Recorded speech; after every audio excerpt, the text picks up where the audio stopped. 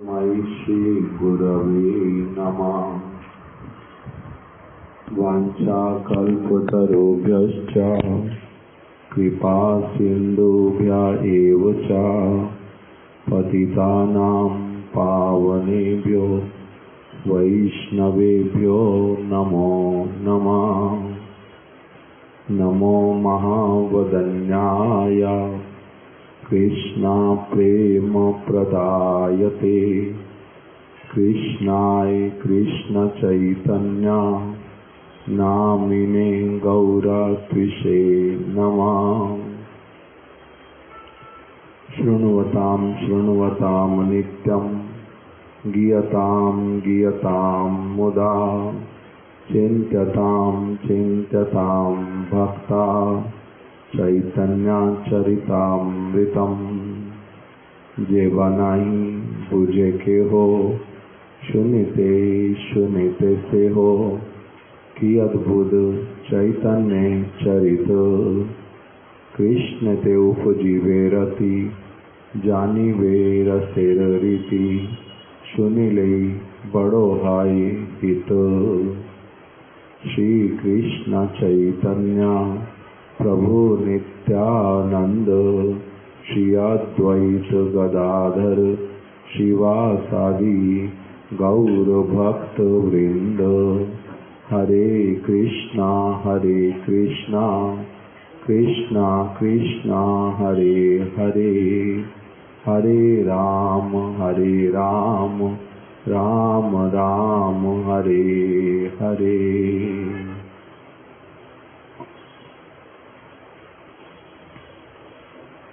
श्री चैतन्य चरितामृत मध्य लीला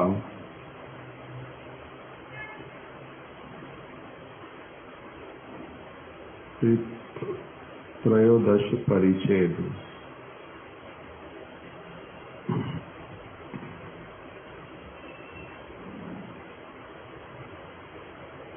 साजियात कृष्ण चैतन्य श्रीरथाग्रे ननर्तया येनासीत् जगतं चित्रं जगन्नाथो अपि विस्मिता।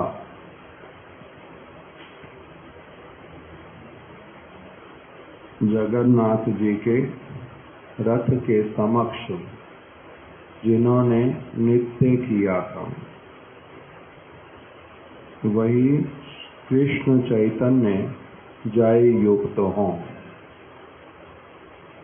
उनके उस नृत्य को देख करके समस्त जगत एवं स्वयं जगन्नाथ भी विस्मित हुए थे। इस प्रकार से सर्वप्रथम श्रील कृष्णदास कविराज गोस्वामी ने त्रयोदश परिच्छेद में श्री रथ यात्रा का प्रसंग जो है वो प्रारंभ किया। प्रातः काल हम लोगों ने श्रवण करना प्रारंभ किया श्री गुंडीचा मंदिर मार्जन के विषय में, जो कि श्री चैतन्य चरितामृत मध्य लीला द्वादश परिच्छेद। उसको हम लोग प्रातः काल ही श्रवण करेंगे और अभी संध्या के समय में हमने श्रवण करना प्रारंभ किया रथ यात्रा के विषय में त्रयोदश परिच्छेद। इसमें कविराज गोस्वामी ने सबसे पहले ही इस अध्याय में किस विषय वस्तु का वो वर्णन करेंगे उसी को यहाँ पर सूत्र रूप में पहले से बतला दिया कि श्री जगन्नाथपुरी में श्री रथ यात्रा जगन्नाथ जी के रथ के समक्ष जिन्होंने नृत्य किया था वही श्री कृष्ण चैतन्य जय युक्त हों। उनके उस नृत्य को देख करके समस्त जगत एवं स्वयं जगन्नाथ देव भी विस्मित हो गए थे। ऐसे वाला उन्होंने नृत्य किया। जय जय श्री कृष्ण चैतन्य नित्यानंद जय अद्वैत चंद्र जय गौर भक्त वृंद। श्री कृष्ण चैतन्य महाप्रभु की जय हो। श्री नित्यानंद प्रभु की जय हो। श्री अद्वैत चंद्र की जय हो और समस्त गौर भक्त वृंद की जय हो। जय श्रोतागण सुनो करी एक मन, रथ यात्राएं नित्य प्रभुर परम मोहन। उन सभी श्रोताओं की जय हो जो इस लीला का श्रवण करें। श्रीला कविराज गोस्वामी ने कहा, हे श्रोताओं, आप एकाग्र चित्त होकर के इस प्रसंग को श्रवण करो। क्यों? क्योंकि रथ यात्रा में जो श्री गौरांग महाप्रभु ने नृत्य किया वो परम मनोहर। इसलिए इस प्रसंग को आप लोग एकाग्र चित्त होकर श्रवण करो। 4 दिन महाप्रभु हैया सावधाने, रात्रे उठी गण संगे कैला प्रातः स्नान। सावधान।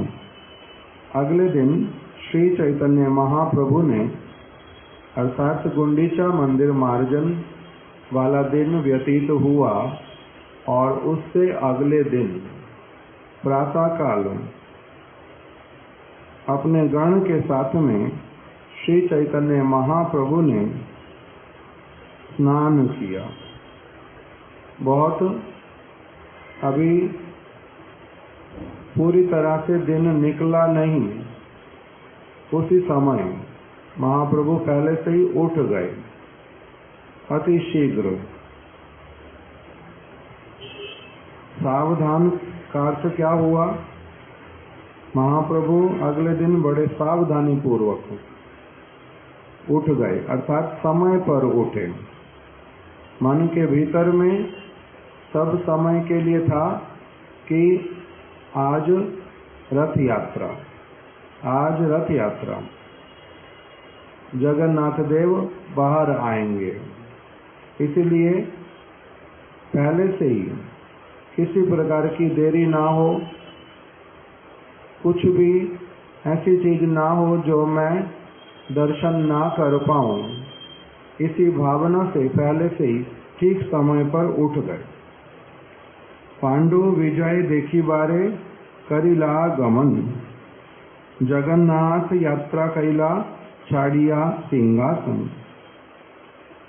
श्री चैतन्य महाप्रभु पांडु विजय देखने के लिए, पांडु विजय एक ऐसा उत्सव जगन्नाथ जी का जिसमें उनको उनके सिंहासन से रथ तक लाया जाता है।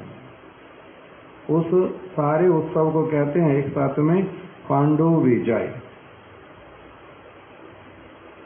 साधारण भाषा में पांडी बोलते हैं। उसका दर्शन करने के लिए श्री चैतन्य महाप्रभु मंदिर में पहुंच गए जगन्नाथ जी के, और जगन्नाथ जी ने सिंहासन को छोड़ दिया। उनके सेवक लोग उनको लेकर के आ गए, आगे चल पड़े। आपनी प्रताप रुद्र लैया पात्र गण, महाप्रभुर गणे कराए विजय दर्शन। प्रताप रुद्र महाराज स्वयं भी आ गए और अपने साथ में अपने बहुत सारे लोगों को भी लाए, और सबने मिल करके श्री चैतन्य महाप्रभु के गण को, अर्थात महाप्रभु के परिकरों को, उन सबको भली प्रकार से पांडु विजय का दर्शन कराया। अद्वैत निताई आदि संगे भक्त गण, सुखे महाप्रभु देखे ईश्वर गमन।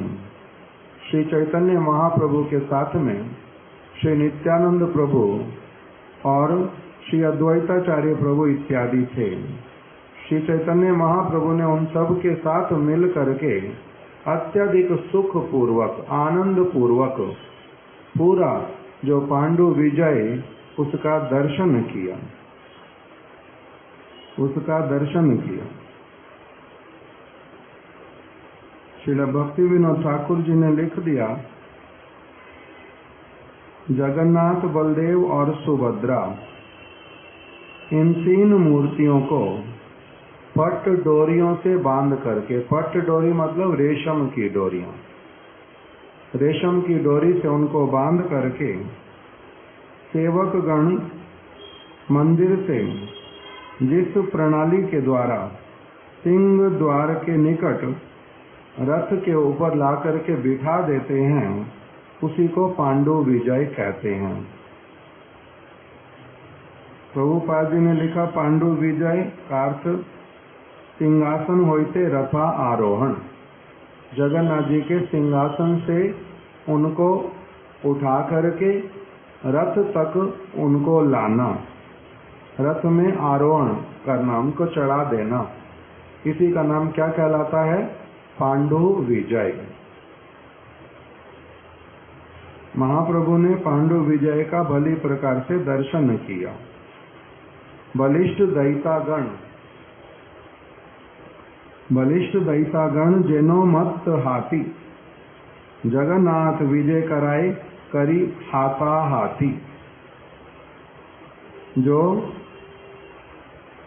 जगन्नाथ जी के अनेक प्रकार के सेवकों में से एक प्रकार के सेवक, जिनको कहते हैं दैता।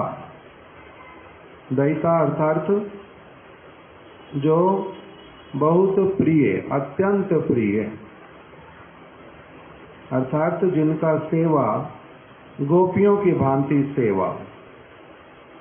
इसीलिए जो ये दैत शब्द बहुत महत्वपूर्ण प्रसिद्ध शब्द, अलग अलग स्थानों पर ये वाला शब्द व्यवहार होता है। माधवेंद्र पुरी पाद जी ने श्लोक के अंतर्गत कहा, अई दीन दयार्द नाथ है मथुरा नाथ कदावलोक्य से। आगे, हे कृष्ण, हे दैत, हे करुणैक सिंधो, हे नाथ, हे रमण, हे भुवनैक बंधो। इस श्लोक के अंतर्गत कृष्ण को ही क्या कहा? दैत। हमारे महाराज जी का अर्थ करते थे, दैत शब्द का अर्थ होता है अत्यंत प्रिय, अत्यंत प्रिय। तो ये जो दैता सेवक, ये कब से सेवा करते हैं? जिस दिन से जगन्नाथ जी का स्नान यात्रा हुआ, उसी दिन से सेवक बदल जाते हैं। पहले जो सेवक सारा वर्ष सेवा करते हैं, वो उस दिन से बदल जाते हैं। जिस दिन से स्नान यात्रा होगा, उसी दिन से जब अस्वस्थ होंगे, स्नान यात्रा हो गया, वो पहले वाले सेवकों ने करवा दिया। अभी जब अस्वस्थ हो जाएंगे, भीतर चले जाएंगे, तब से सेवा प्रारंभ होएगा दैताओं का। और रथ में भी दैता लोग लेके जाएंगे। स्नान यात्रा से भीतर में जब चले गए, अस्वस्थ हुए, भीतर में और कोई सेवक नहीं जा सकते, केवल दैता लोग जाएंगे। और उसके बाद में फिर 15 दिन अभी सेवा कर ली, रथ में उन्होंने चढ़ा दिया। गुंडीचा में भी वही सेवा करेंगे। जब गुंडीचा से लौट आएंगे, मंदिर के बाहर तक वही सेवा करते रहेंगे। जब फिर जगन्नाथ देव भीतर में जाएंगे, तब उनके पुराने वाले सेवक जो सब समय उनकी सेवा करते हैं, वो भीतर में रहेंगे। अर्थात जो ये वाला समय स्नान यात्रा से लेकर के गुंडीचा मंदिर तक का सारा, फिर से भीतर में जाने तक, इतने दिन सारा ये दैता लोग सेवा करते हैं। किस लिए? क्योंकि वो समस्त सेवाएं कुरुक्षेत्र के अंतर्गत ब्रज गोपियों के साथ में, इसलिए एकांत में उन्होंने समस्त सेवाएं की। इसे दैता लोगों को ही भीतर आने देते। ये दैता लोग किसके वंशज हैं? जो पहले विश्व वसु जो नील माधव जी का सेवा करते थे, जिनकी पुत्री ललिता से किसका विवाह हुआ था? विद्यापति का। उनके जो वंशज लोग हैं उन्हीं को कहते दैता। वही दैता लोग आकर के सेवा करते हैं, इसलिए उनको अत्यंत प्रिय कहा। बलिष्ठ दैतागण जेनो मस्त हाथी, वो बहुत शक्तिशाली जो दैतागण, क्योंकि जगन्नाथ जी का विग्रह, बलदेव जी का विग्रह बहुत विराट, बहुत बड़ा, इसलिए बलिष्ठ लोग उनको लेकर के भीतर से बाहर रथ तक चढ़ाते हैं। बलिष्ठ दैतागण जेनो मस्त हाथी।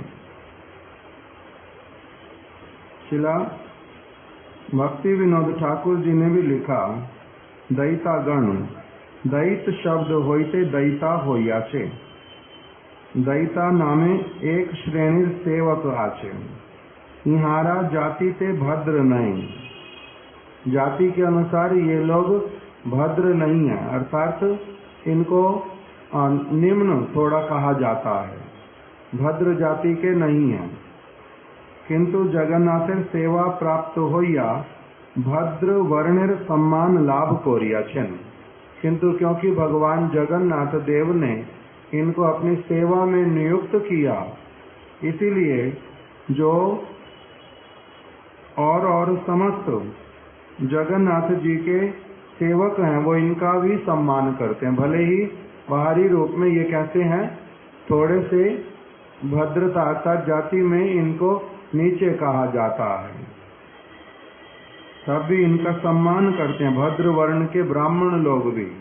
क्यों? क्योंकि पंडा लोग सारे ब्राह्मण, वो सभी इनका सेवा करते हैं, इनका सम्मान करते हैं।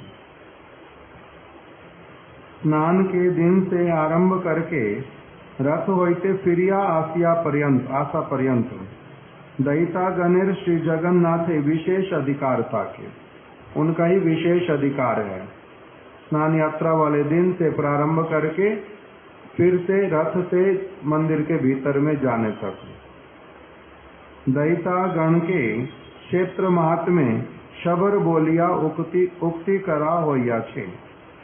क्षेत्र महात्म्य नामक एक ग्रंथ है, उस ग्रंथ में इनको दैता लोगों को शबर जाति का कहा गया है।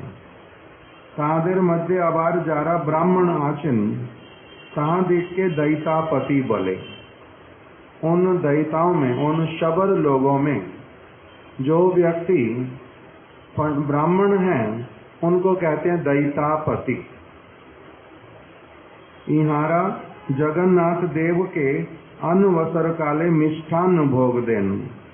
ये जो दैतापति हैं ये क्या करते हैं? अनवसर काल अर्थात वो वाले 15 दिन जिसमें जगन्नाथ देव जी का दर्शन किसी को नहीं मिलता, उन 15 दिनों में ये लोग मिष्ठान्न बना करके जगन्नाथ जी को भोग देते हैं। अर्थात जैसे गोपियां उनको वन में कुंज निकुंज इत्यादि में जैसे उनको मोदक इत्यादि मनोहर लड्डू वो सब कृष्ण को जैसे वन के भीतर में खिलाती हैं, उसी प्रकार से ये दैतागण मिष्ठान्न भोग देते हैं। एवं प्रत्यह प्रातः काले बाल भोग मिष्ठान्न अर्पण करें, और प्रतिदिन प्रातः काल में भी बाल भोग में उसको क्या करते हैं? मिष्ठान्न देते हैं। इसको बाल भोग क्यों कहते हैं? जो प्रातः काल में भगवान को भोग निवेदन करते हैं उसको बाल भोग क्यों कहते हैं?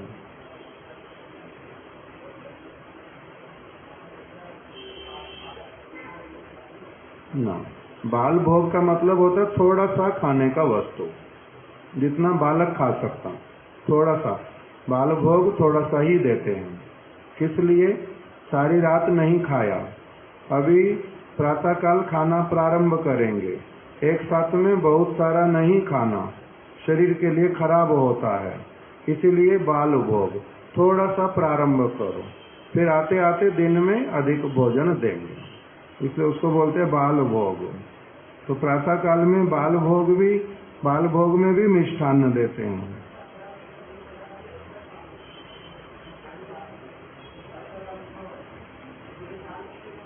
ना, ये तो दैता गण का बोल रहे हैं। मिष्ठान्न सुबह देते हैं बाल भोग में 15 दिन, उसके बाद में भी रथ वाले समय में। इहारा अनवसर काले जगन्नाथ देवेर ज्वर होइयाते बोलिया औषधि ओपाचन अर्पण करें। यही लोग ही अनवसर काल में क्या करते हैं, सबको क्या कहते हैं, जगन्नाथ जी को ज्वर हुआ है, वो किसी से मिलना नहीं चाहते और किसी वस्तु को भी खाना भी नहीं चाहते। आप लोग कुछ बाहर से बना करके मत दो, भोग नहीं लगेगा, नहीं खाना चाहते। उनको ज्वर हो गया है, उनको क्या देना है, केवल औषधि और पाचन। पाचन क्या होता है, मीठे रसों का बना हुआ पाना, शरबत, उसको कहते हैं पाचन। दूसरा महाराज जी अर्थ करते थे, पाचन शब्द का अर्थ होता है ऐसी चीजें देते हैं जिससे उनका धीरे धीरे पचाने का शक्ति वापस लौट आए। अभी पचाने की शक्ति नहीं है, इसलिए भोजन बंद कर दिया, ज्वर है। फल कथा एजे श्री जगन्नाथ प्रतिष्ठार पूर्वे शबर देर मध्य श्री नील माधव मूर्ति चिलन। तेई नील माधव मूर्ति परे जगन्नाथे परिणत होइयाए शबर दैतादिगिर जगन्नाथेर अंतरंग सेवाए अधिकार जन्मिया छे। ये शबर लोग जो फल कथा क्या है, अर्थात मुख्य बात बताना जो चाहते हैं, दैताओं को ये सेवा क्यों मिली, मुख्य बात उसके लिए बताना चाहते हैं कि श्री जगन्नाथ जी की प्रतिष्ठा से पूर्व, अर्थात जिस भी सत्य युग में भगवान जगन्नाथ देव का विग्रह इस स्वरूप को धारण करके जब प्रतिष्ठित हुआ था, सबसे पहले, उससे भी पहले जो ये दैता लोग थे, ये करते थे नील माधव जी का सेवा। और वही नील माधव जी ही किस में परिणत हुए थे, बदल गए थे। उन्होंने ही, जैसे राधा रमन जी का सुनते हैं, शालिग्राम शिला ही राधा रमन के रूप में प्रकटित हो गई। उसी प्रकार से जो नील माधव जी का विग्रह वही किस रूप में प्रकटित हो गया, भगवान जगन्नाथ देव के रूप में। इसीलिए वो जो दैता लोग पहले से ही सब समय जगन्नाथ नील माधव का सेवा करते थे, वही नील माधव जब जगन्नाथ देव के रूप में प्रकटित हो गए, तब इनको ये स्नान यात्रा से लेकर के रथ का यात्रा पूरा और बाद में भीतर में जाने तक सारे दिनों की सेवा किसको मिल गई, इन दैता लोगों को। क्यों? क्योंकि उन्हीं के ही द्वारा सेवित जो विग्रह नील माधव वही किस में परिणत हो गए, जगन्नाथ देव में।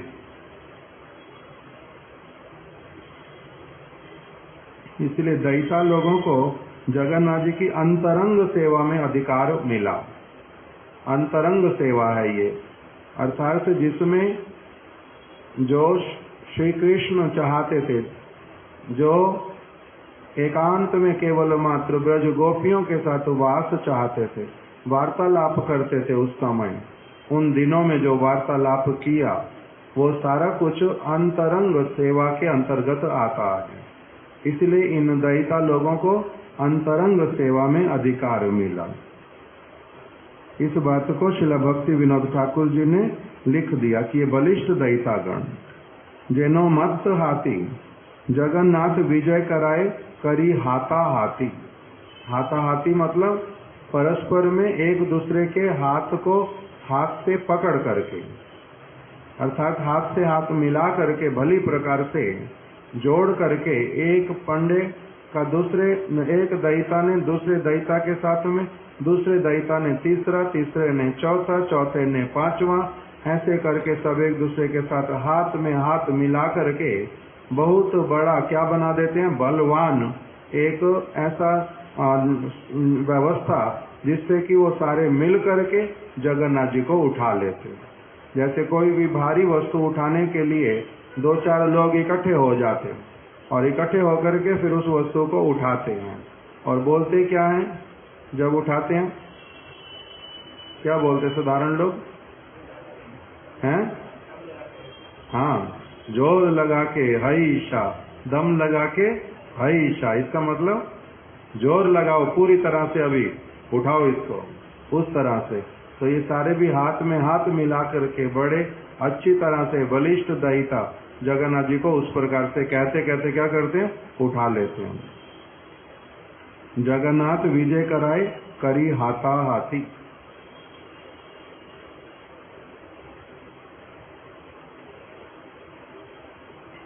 कतक दयिता करे स्कंद आलम्बन, कतक दयिता धरे श्री पद्म चरण। कितने ही दयिता लोग जो हैं वो क्या करते हैं? जो जगन्नाथ देव का स्कंद, ऊपर वाला भाग, उसको अपने हाथों में उठा लेते हैं और उनके हाथ का सहारा ऊपर वाली तरफ होता है। और कितने ही दैत जो हैं वो जगन्नाथ जी का जो सबसे नीचे वाले अंग, उसी को ही कह दिया श्री पद्म चरण, कमल चरणों को, चरण कमलों को वो लोग पकड़ लेते हैं। कटी तटे बद्ध दृढ़ स्थूल पट्ट डोरी, दुई दिके दैतागण उठाए कहाँ धरी। उनके कटी प्रदेश में, कटी प्रदेश कहाँ पर है जगन्नाथ जी का? जहाँ पर उनका मुख कमल जो है पूर्ण हो जाता और उसके बाद में नीचे वाला जो अंग वो प्रारंभ हो जाता, उस स्थान पर रेशम की डोरियां बांधते, बहुत मोटी मोटी, और उन रेशम की डोरियों से पकड़ते दोनों तरफ अलग अलग दयिता लोग। और उस प्रकार से जो डोरी कैसी है? बहुत दृढ़, अर्थात बहुत मोटी, स्थूल और दृढ़। दृढ़ मतलब पक्की, बहुत पक्की बनी हुई, बहुत मोटी मोटी रेशम की डोरियां, उससे उनको पहले बांध दिया और फिर दोनों तरफ से उसी रस्सी को पकड़ करके उनको उठाते हैं, जिससे रस्सियों के द्वारा जगन्नाथ जी झूल जाते हैं बीच में। उच्च दृढ़ तुली सब पाती स्थाने स्थाने, एक तुली हईते त्वराए आर तुली आने। बीच बीच में क्या कर देते हैं? क्योंकि उनको कंटिन्यूअस उठा करके चलना बहुत असुविधा वाला होता है, भारी हैं बहुत, तो इसीलिए एक स्थान से उठाते हैं, थोड़ी देरी बाद रख देते हैं, फिर से उठाते हैं, फिर रख देते हैं। तो जहाँ जहाँ रखते हैं बीच बीच में, उस स्थान पर क्या बिछा देते हैं?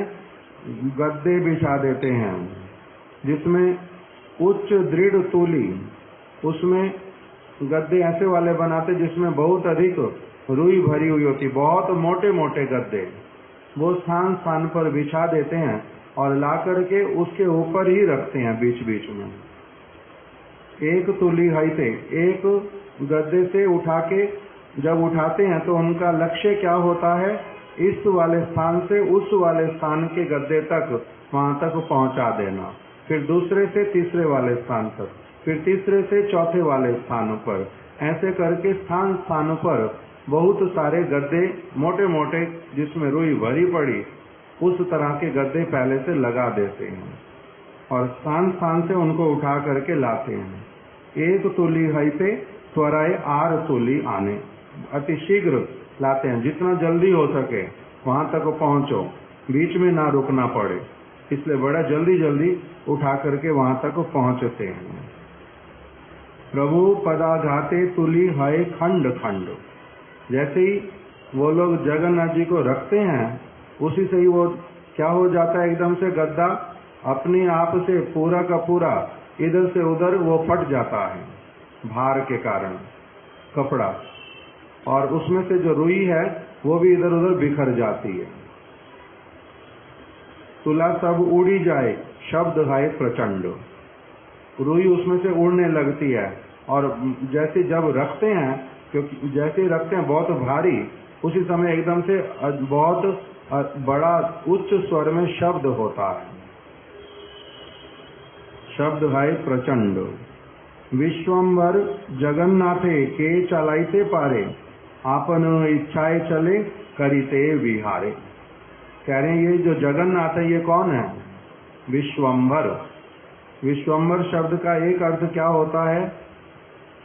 विश्व और अंबर, विश्वम्भर।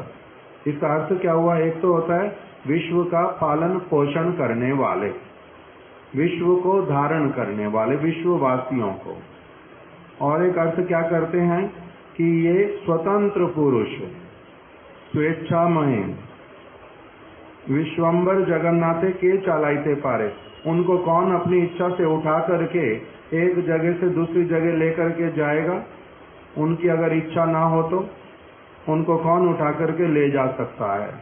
साधारण रूप में दिखाई दे रहा, दैता लोग उठा करके ले जा रहे हैं। बहुत सारे लोग मिल गए, बलवान हैं, ऊपर से पकड़ लिया, नीचे से पकड़ लिया, बीच में डोरियों के द्वारा पकड़ लिया, और इस कारण अपने बल से वो जगन्नाथ जी को उठा करके ले आए। किंतु कहते हैं अपने बल से उनको कौन उठा सकता है? यदि वो इच्छा ना करे उठने की, वो उठने की इच्छा करते हैं तभी ये लोग उठा पाते, बलवान होने पर भी। नहीं तो बलवान भी होने पर उनको नहीं उठा पाएंगे। विश्वम्भर जगन्नाथे के चलाइते पारे, उनको कौन ऐसे चला सकता है?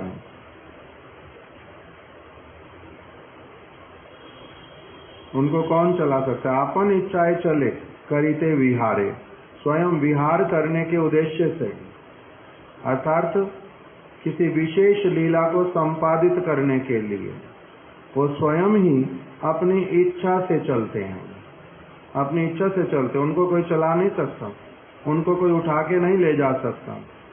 जैसे वृंदा देवी ब्रज में इस समय काम्य वन में विराजित, उस वृंदा देवी के विषय में क्या वर्णन आता है कि वृंदावन से तो गोविंद गोपीनाथ मदन मोहन जी के विग्रहों के साथ में वो चल पड़ी, किंतु काम्य वन में 1000 प्रयास कर लिया उठाने का, वहां से उनको कोई उठा नहीं पाया।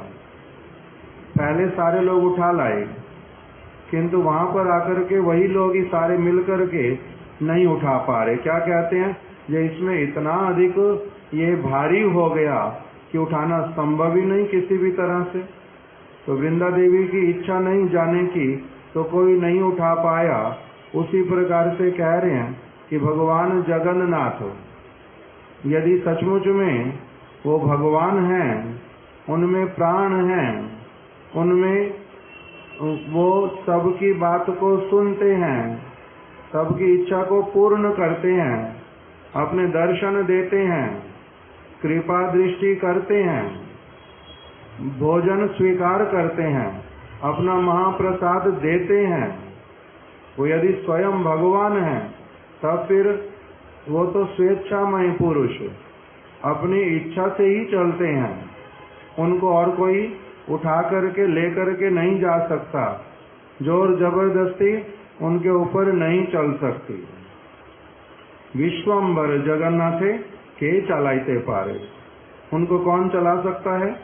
आपन इच्छाएं चले, अपनी इच्छा से चलते हैं विहार करने के लिए।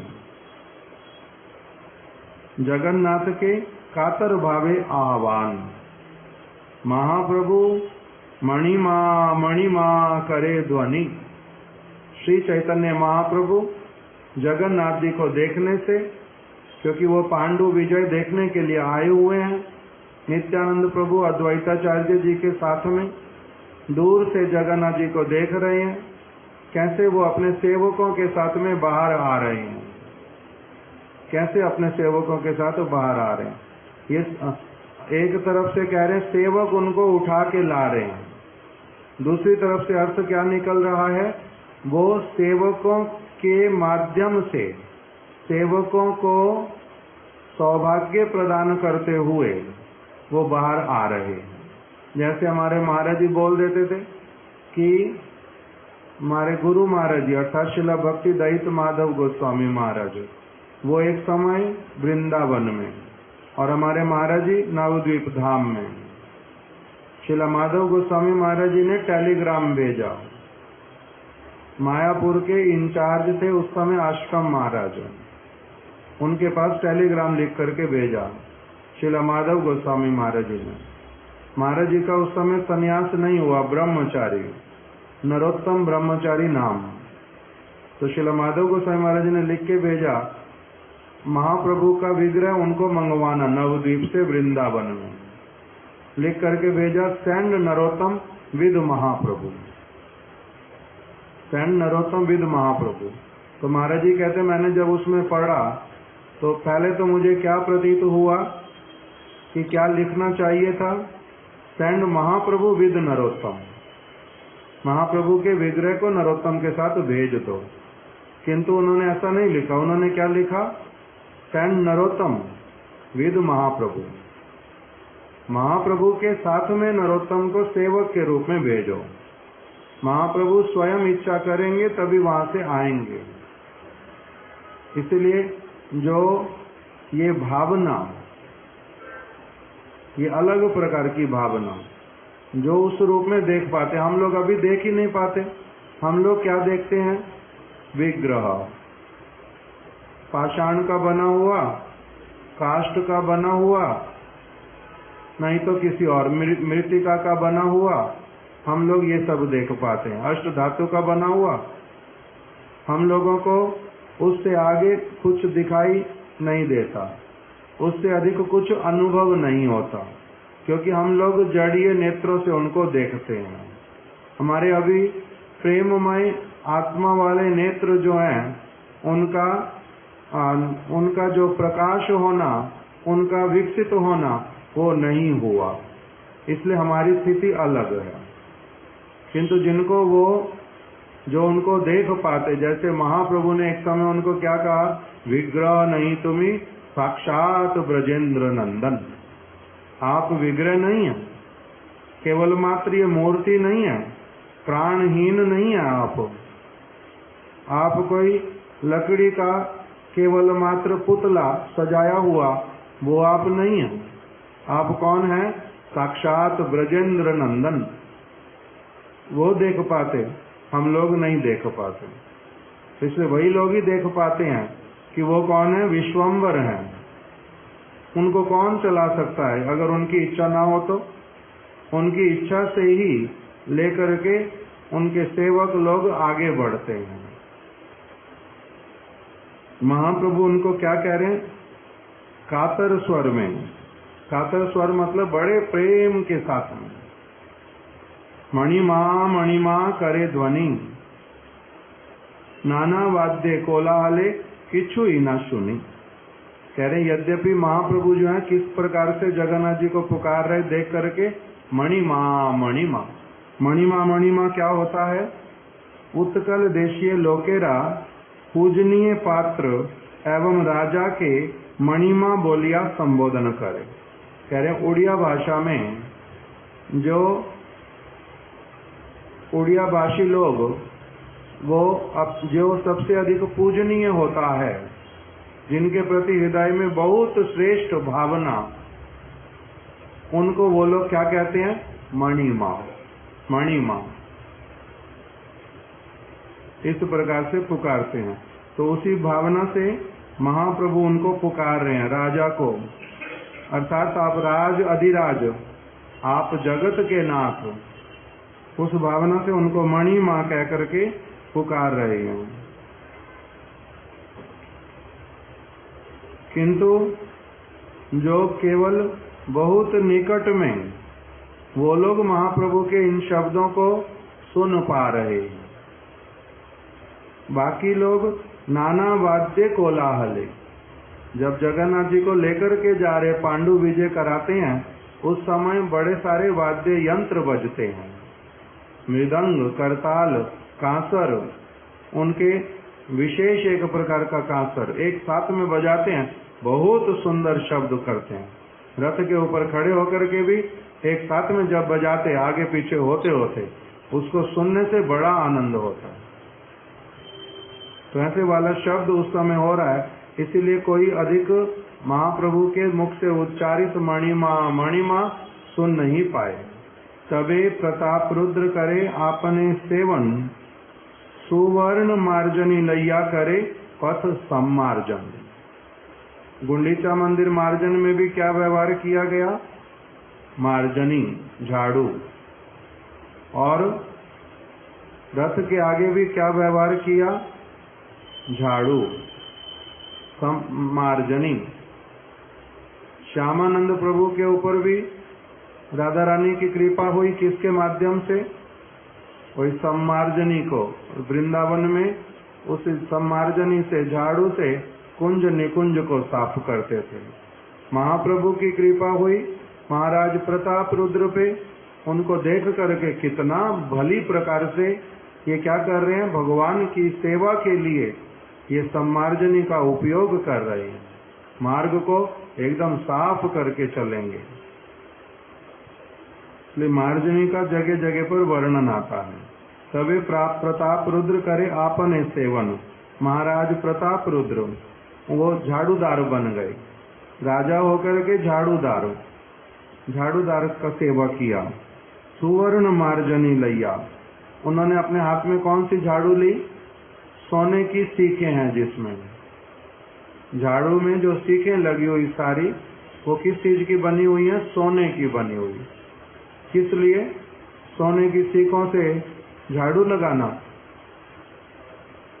सोने वाली क्यों? क्योंकि जगन्नाथ देव आ रहे हैं,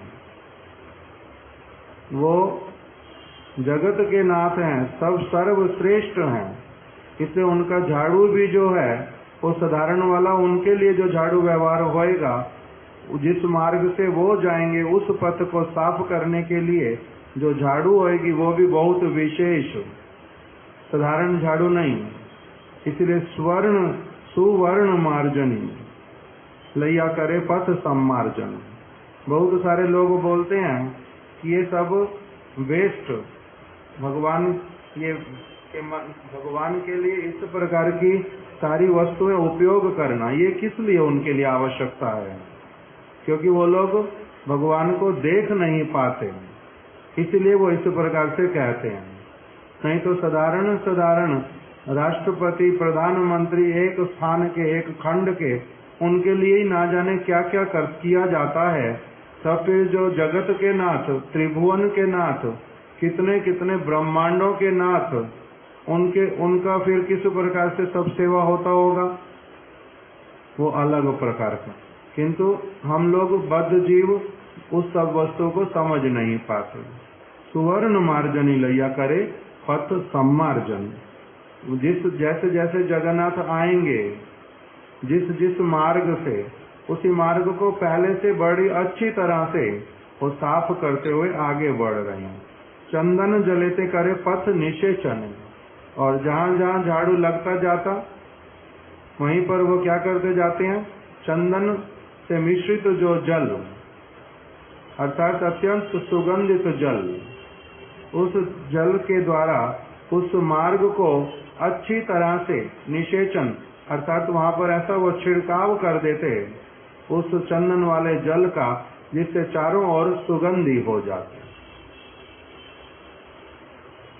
ऐसा करके वो चलते चल रहे। चंदन जलेते करे पथ निषेचने, तुच्छ सेवा करे बसिया राज सिंहासन। यद्यपि वो राज सिंहासन पर बैठने वाले राजा प्रताप रुद्र, किंतु राज सिंहासन पर बैठने वाले होने पर भी इस प्रकार की सबसे छोटी दिखाई देने वाली सेवा को वो स्वयं करते। इसलिए क्योंकि मैं एक बहुत छोटे से भूभाग का क्या हूँ? राजा। किंतु आप कौन है? राज अधिराज। और दूसरा, वास्तविक रूप में तो आप ही राजा हैं। आपने केवल मेरे को सेवा के लिए यहाँ पर रखा है। इसलिए राजा को बोलते हैं प्रधान सेवक जगन्नाथ देव का। तो वो इस प्रकार की सेवा करते हैं। उत्तम हैया राजा करे तुच्छ सेवन, अतएव जगन्नाथेर कृपार भाजन। जगन्नाथ जी की सेवा के लिए कुछ भी करने के लिए प्रस्तुत होते हैं, उनको संकोच होता नहीं। भगवान की सेवा है, इसलिए मैं उत्तम हूँ मैं ऐसी सेवा नहीं करूंगा, इस प्रकार का उनके मन में कुछ भी नहीं आता। इसलिए भगवान जगन्नाथ उनकी इस प्रकार की जो एक चित्त वृत्ति, उनकी जो भावना, उसके कारण भगवान जगन्नाथ उनके प्रति कृपा करते हैं। वो जगन्नाथ जी की कृपा के पात्र। महाप्रभु सुख पाइला से सेवा देखी थे।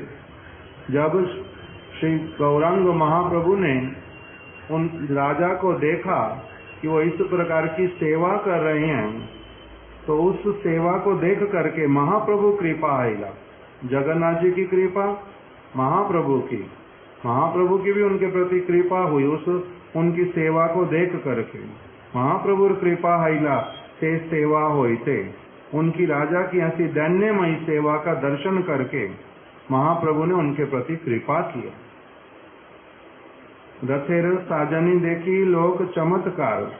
रथ का जो सजावट, जिस प्रकार से रथ का सजावट किया गया, उसको देख करके सभी लोगों का मन आश्चर्यचकित, बड़ा प्रसन्न।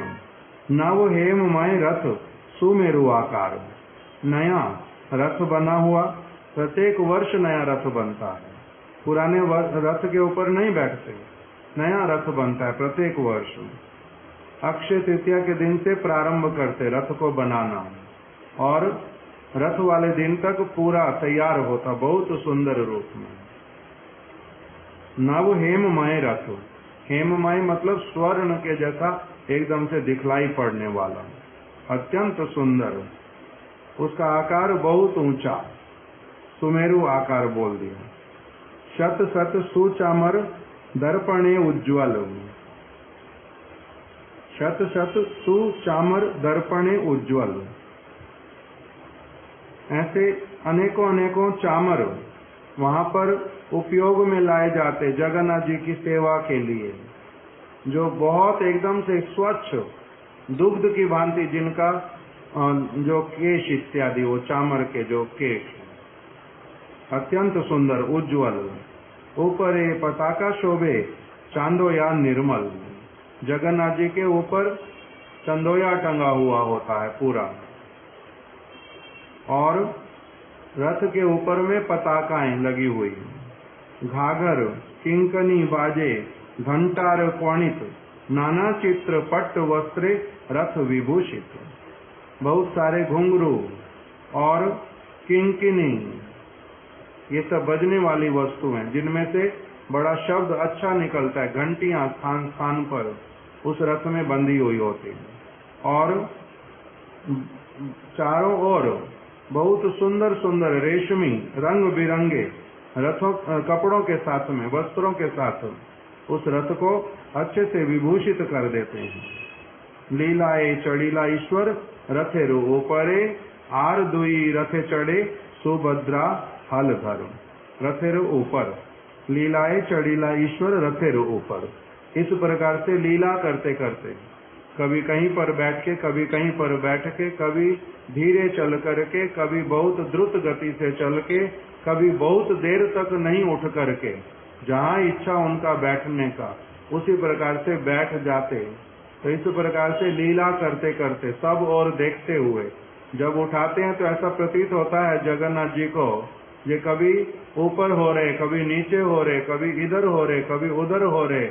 उनके ऊपर जो मुकुट लगाते हैं पुष्पों का, वो अत्यंत सुंदर रूप में से झूमते झूमते ऊपर आगे पीछे होता है। उस प्रकार से जगन्नाथ देव लीला करते करते क्या हो गए, जगन्नाथ जी के अपने रथ के ऊपर सवार हो गए, और सुभद्रा जी और हलधर अर्थात बलदेव प्रभु, वो भी अपने रथ के ऊपर सवार हो गए।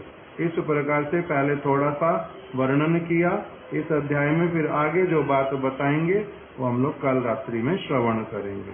आज यहीं पर ही हम लोग रख देते हैं। श्री चैतन्य चरितामृत की जय। श्रीमन महाप्रभु की जय। श्री जगन्नाथ बलदेव सुभद्रा सुदर्शन जू की जय। जय श्री जगन्नाथ देव की जय। शिला कृष्णदास कविराज गोस्वामी की जय। शिला प्रभुपाद भक्ति विनोद ठाकुर जी की जय। जय शिला गुरुदेव की जय। वांछा कल्पतरुभ्यश्च कृपा सिंधुभ्य एव च पतितनां पावनेभ्यो वैष्णवेभ्यो नमो नमः।